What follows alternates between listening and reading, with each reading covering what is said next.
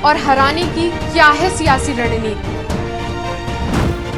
राजनीतिक दलों के भीतर एक नेता अपने ही दल के दूसरे नेता को पटकनी देने के लिए कैसे कैसे षड्यंत्र रचता है।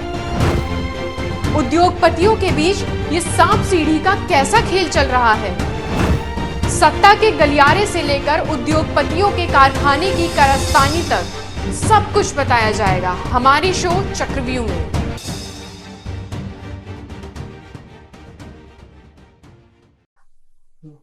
चक्रव्यूह में आपका स्वागत है। आज हम बात करेंगे इंडिया गठबंधन के बीच यूपी और बिहार में क्या रणनीति चल रही है। आपसे खींचतान क्या है, किसको कितनी सीटों की चाहत है, कौन किसको क्या ऑफर कर रहा है। चलिए सियासी शतरंज के इन्हीं सियासी चालों पर बात करते हैं ओपिनियन क्लास के ग्रुप एडिटर प्रकाश नारायण सिंह से। प्रकाश जी, चक्रव्यूह में आपका बहुत बहुत स्वागत है। तो आप हमें यह बताइए कि यूपी में विपक्ष के अंदर क्या चल रहा है। देखिए तनिष्का, यूपी में दो तरह की रणनीति चल रही है। पहली रणनीति के तहत सपा 65 सीटों पर तैयारी कर रही है और 15 सीटें कांग्रेस, आरएलडी, यहां तक कि आजाद समाज पार्टी के लिए भी वो रख रही है। और हां, अपना दल कमेरा भी उससे डिमांड में है। ऐसे हालात में कांग्रेस के हिस्से कितनी सीटें आएंगी आप खुद सोचिए। और कांग्रेस इंडिया गठबंधन के रूप में, संपूर्ण विपक्ष के रूप में वो प्रदर्शित भी नहीं कर पाएगी। कांग्रेस में अंदर की खबर यह है, एक व्यक्ति अपॉइंटेड किए गए हैं और वो सपा और बसपा दोनों से बातचीत कर रहे हैं। बातचीत यह नहीं चल रही है कि बसपा का गठबंधन कांग्रेस से हो जाए और कांग्रेस को बहुत ज्यादा सीटें मिल जाए। नहीं, कांग्रेस की पहली रणनीति क्या है? कांग्रेस चाहती है सपा, बसपा, कांग्रेस, आरएलडी, यहां तक कि आजाद समाज पार्टी और अपना दल कमेरा भी उनके साथ में दिखे। तो यहां पेच क्या फंस रहा है? यहां पेच यह है कि बहन जी बीएसपी के लिए सपा के बराबर सीटें चाहती हैं और अखिलेश इसी पे राजी नहीं है। अखिलेश का कहना है कि विधानसभा में बसपा का हाल आपने देख लिया और अखिलेश को पिछली बार 2019 में यह लगता है कि बहन जी ने धोखा दे दिया। 2019 में अखिलेश और बहन जी के गठबंधन का असर यह हुआ कि 5 सीट पे अखिलेश सिमट गए और 10 सीट बहन जी ने झटक लिया। अब ऐसे हालात में अखिलेश को लगता है कि बहन जी फिर धोखा दे देंगे। दूसरी रणनीति कांग्रेस की है कि सपा और बसपा दोनों से सीटों को लेकर बार्गेन किया जाए। एक व्यक्ति बसपा से बात करता रहे, दूसरा व्यक्ति सपा से बात करता रहे और दोनों में जिससे सीटों की संख्या अधिक मिले उसके साथ गठबंधन कर लिया जाए।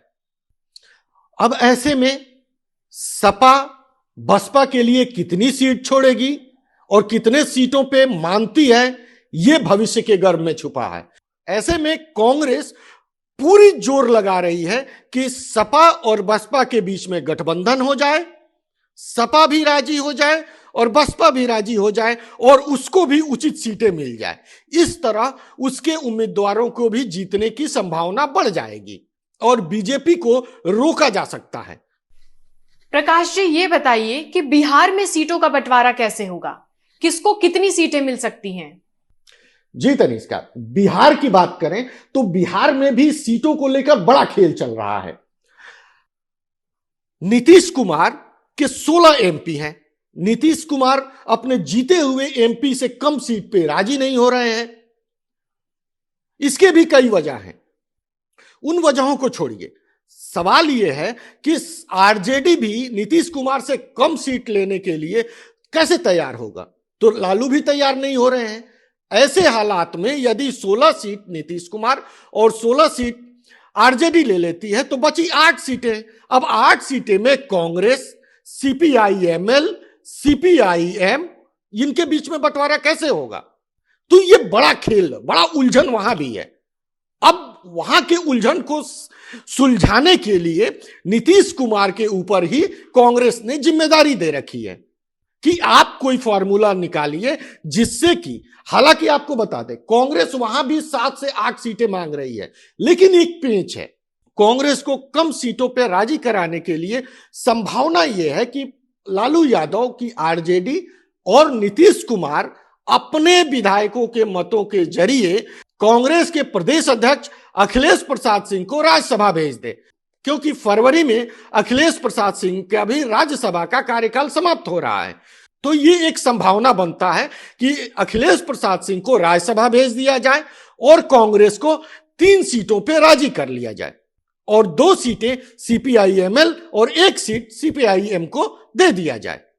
हालांकि सीटों के बंटवारे को लेकर क्या होगा, किस फार्मूले पे बात तय होती है, यह भविष्य के गर्भ में छुपा हुआ है। तो एक सवाल नीतीश कुमार से संबंधित भी उठता है, तो फिर क्या नीतीश कुमार बीजेपी के साथ जा सकते हैं? नहीं, ये सवाल आजकल तनिष्का बहुत तैर रहा है मार्केट में। अब वो नीतीश कुमार इतनी बार इधर से उधर और उधर से इधर जंप किए हैं कि ये सवाल तैरना स्वाभाविक भी है। आम जन के बीच में भी ये सवाल तैरते रहते हैं कि क्या वो बीजेपी के साथ जाएंगे या नहीं जाएंगे, लोकसभा में जाएंगे, विधानसभा में जाएंगे, क्या वो लोकसभा में जाकर लोकसभा की सीटें झटकना चाहते हैं या ये भी उनकी बार्गेनिंग फैक्टर है। ये तमाम तरह के सवाल उपजते हैं। और एक सवाल ये भी है कि क्या नीतीश कुमार 2025 तक कुर्सी पे बैठे रहने के लिए इस तरह के सवाल मार्केट में उछलवाते हैं, ये भी एक तरह का संशय है। लेकिन नीतीश कुमार कौन सा निर्णय लेंगे ये तो भविष्य के गर्भ में है और ये सच में कोई नहीं समझ सकता है। हालांकि सियासत में कहते हैं आग के लिए पानी का रहना बहुत जरूरी होता है और नीतीश कुमार इस तरह के संतुलन बनाने में माहिर रहे हैं।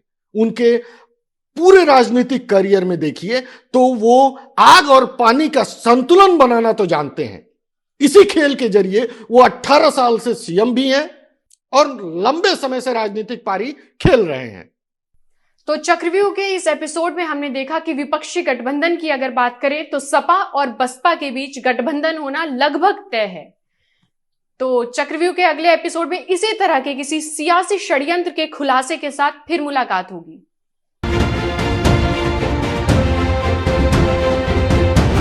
जीतने और हराने की क्या है सियासी रणनीति?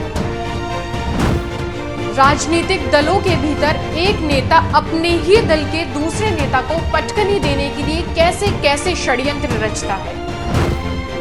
उद्योगपतियों के बीच ये सांप सीढ़ी का कैसा खेल चल रहा है।